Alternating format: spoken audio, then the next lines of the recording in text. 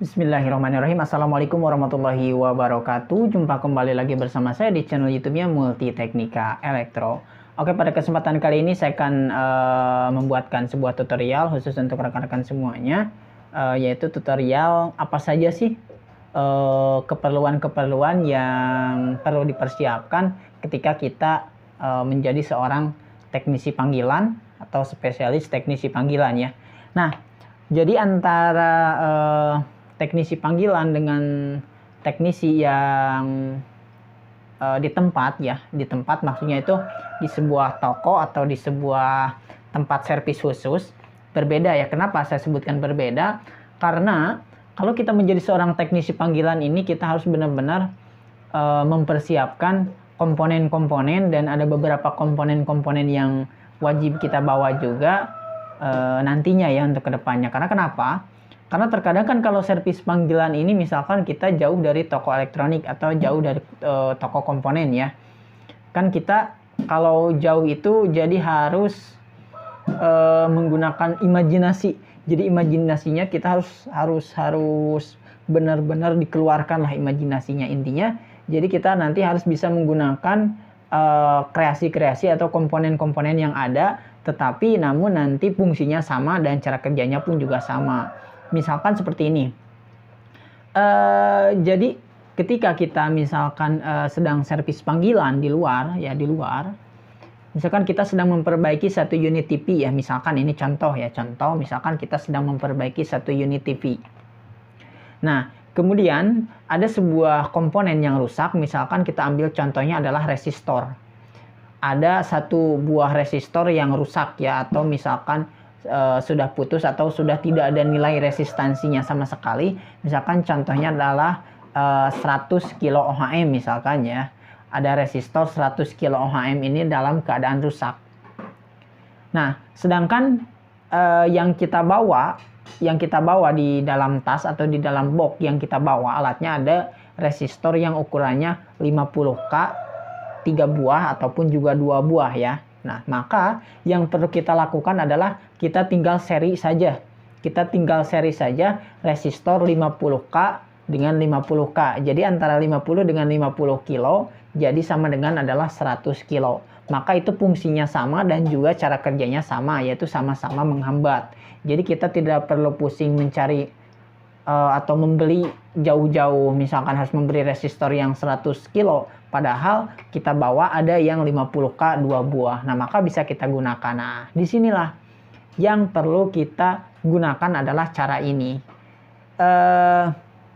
Cuman ini bukan berbeda ya, sama ya, antara resistor 50K itu kan sama dengan 100 kilo. Ini sama-sama fungsinya, juga cara kerjanya juga sama-sama menghambat. Jadi yang perlu kita lakukan adalah seperti ini.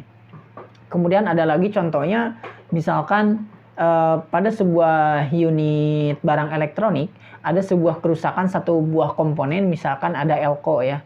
Elko ini nilainya 100 mikro ya, contohnya 100 mikro. Sedangkan 100 mikro 25 volt. Sedangkan yang kita miliki di dalam tas atau di dalam kantong yang kita bawa hanya ada 50 mikro. Hanya ada 50 mikro ya, 2 buah. 50 mikro, 25 volt, 2 buah. Maka bisa kita gunakan cara yaitu secara paralel.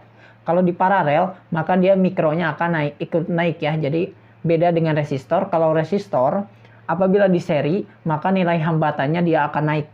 Kalau elko, apabila di paralel dia nilai mikronya akan ikut naik. Nah, jadi seperti itu.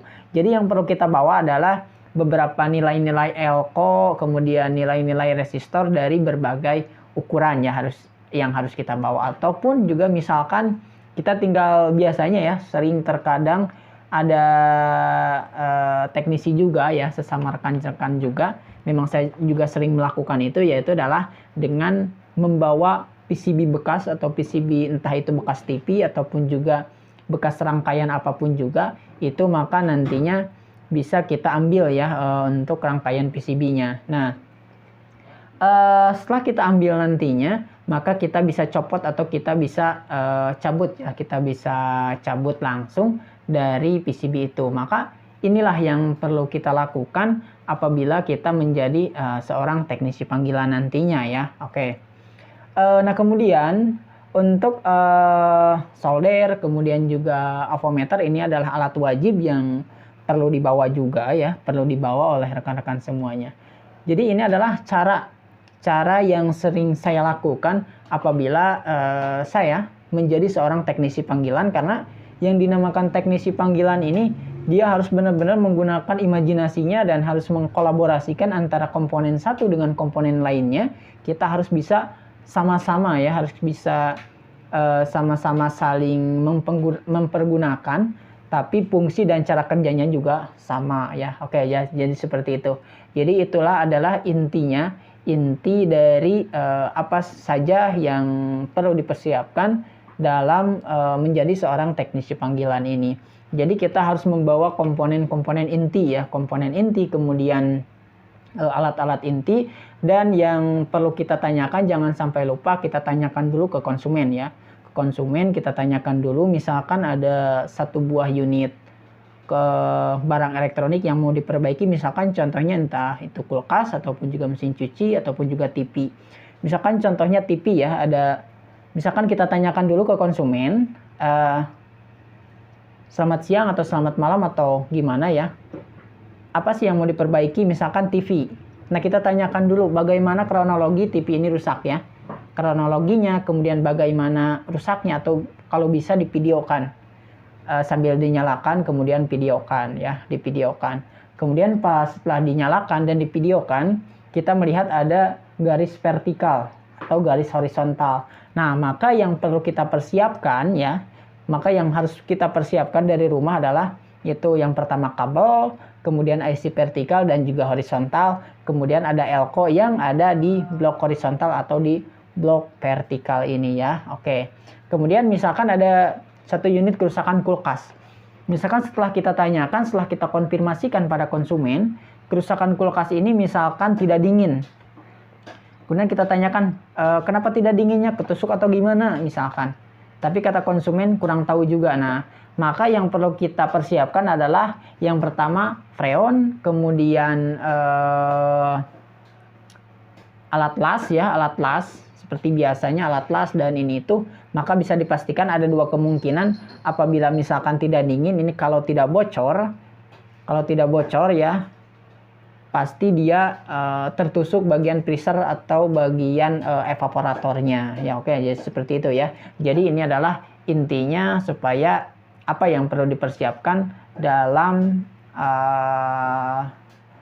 menerima jasa servis panggilan rumah ke rumah ya. Oke, mungkin cukup sekian dulu tutorial dari saya. Apabila misalkan ada kesalahan dalam penjelasan atau ada yang kurang dipahami dan kurang dimengerti, mohon maaf sebesar-besarnya, karena memang saya juga masih pemula, masih tahap belajar. Kita sharing saja di sini, kita berbagi ilmu. Ini adalah sedikit ilmu yang saya berikan untuk rekan-rekan semuanya.